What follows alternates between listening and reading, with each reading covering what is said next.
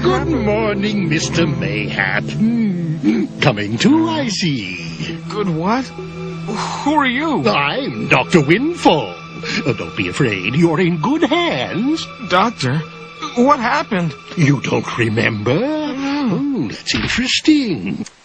There's a 46% chance of temporary memory loss in an accident of this type. Accident? You seem to have some cerebral tumescence. 84% of such cases are caused by forceful contact with the parietal bone.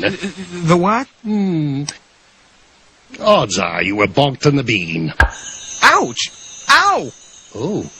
1, 2, 3.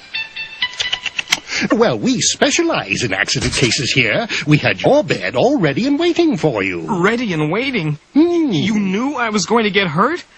Why didn't you warn me? We didn't know you were going to be the victim, Mr. Mayhap. But there's always someone having an accident in a city of this size. And we can usually predict the number of beds we're going to need. Really?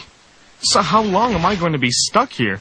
The average stay of an accident victim is 4.35 days. Average schmaverage. What's going to happen to me? No, 93% of patients in your condition make a full recovery. 93%? Is that all? Can't you be sure? Hey, am I going to be one of the lucky ones or one of the, other guys? Well, now, in medicine, there's always a certain amount of uncertainty. Uncertainty? Uncertainty? I thought medicine was supposed to be scientific. This is the 20th century. Well, Ouch. Sometimes a little uncertainty isn't all that bad. If you'd come in here a few hundred years ago, I would have told you without a shadow of a doubt that you were going to die. But nowadays, the outcome is far less certain. Anyhow, I'm a scientist, Mr. Mayhap. I don't have a crystal ball. Oh, nuts. Chance of this, percent of that, so you're just guessing. Oh, you can call it guessing if you like. I prefer to call it using probability theory. Probability? Ah, yes. Now, you see, you must realize that there's a limit to how accurately we can predict anything. However, about 300 years ago, the first attempt was made to study a truly uncertain subject. It was in 1654, to be exact, and it all started with the wealthy gambler Chevalier de la Maraye, who was interrupted while playing dice.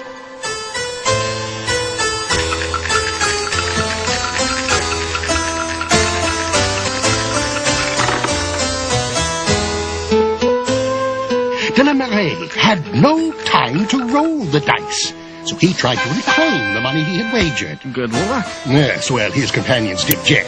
A dispute arose as to how the stakes should be divided, since the game could not be completed. Well, now, de la Maraye approached the eminent mathematicians Blaise Pascal and Pierre de Fermat and asked if they could propose a solution.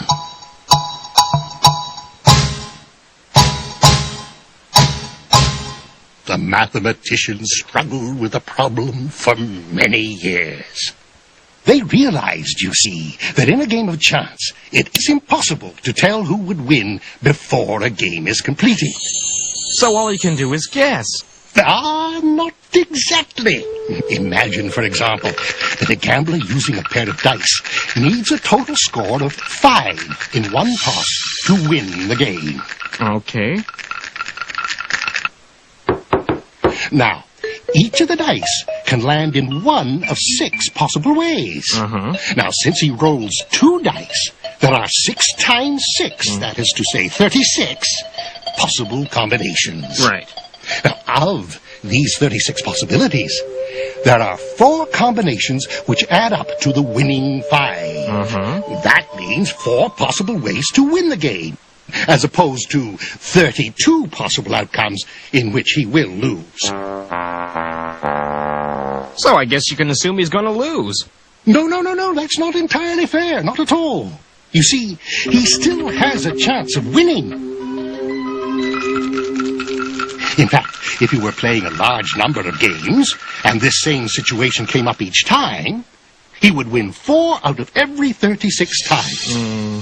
Now, that works out to about 11% of the time. Now, we call this his chance or probability of winning. Probability, yeah, but you don't know for sure he's going to win exactly 4 out of every 36 games. I mean, suppose he has a lucky streak. He could win every time. Ah, you're absolutely right. Thank you.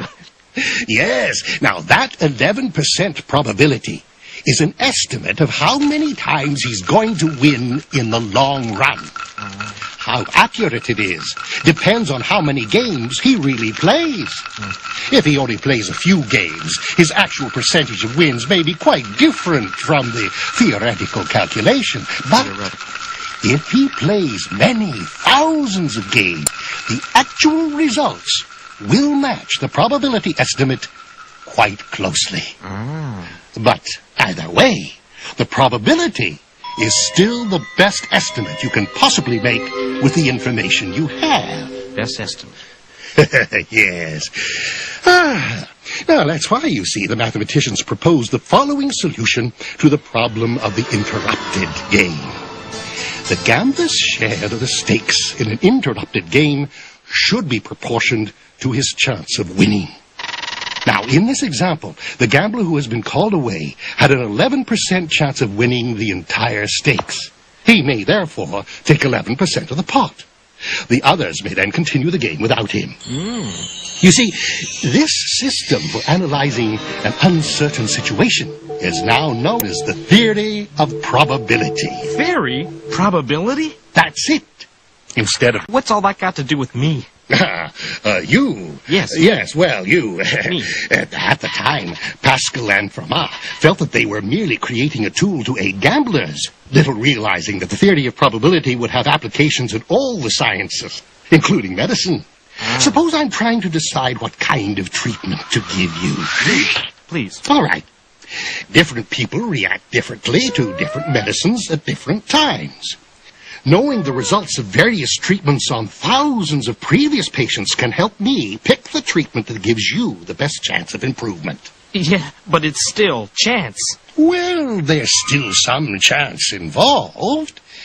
And the trouble is, you're a living organism. For the time being, and I hope to stay that way. In certain ways, living organisms are like dice. Huh?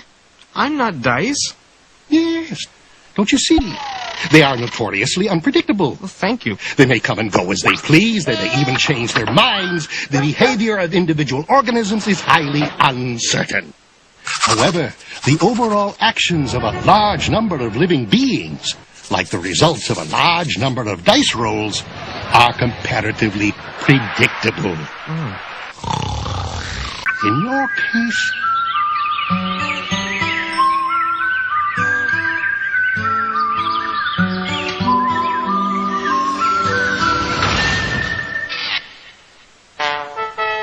Talk about a freak accident. I mean, I bet that wouldn't happen again in a million years. Yes, well, perhaps not in just that way.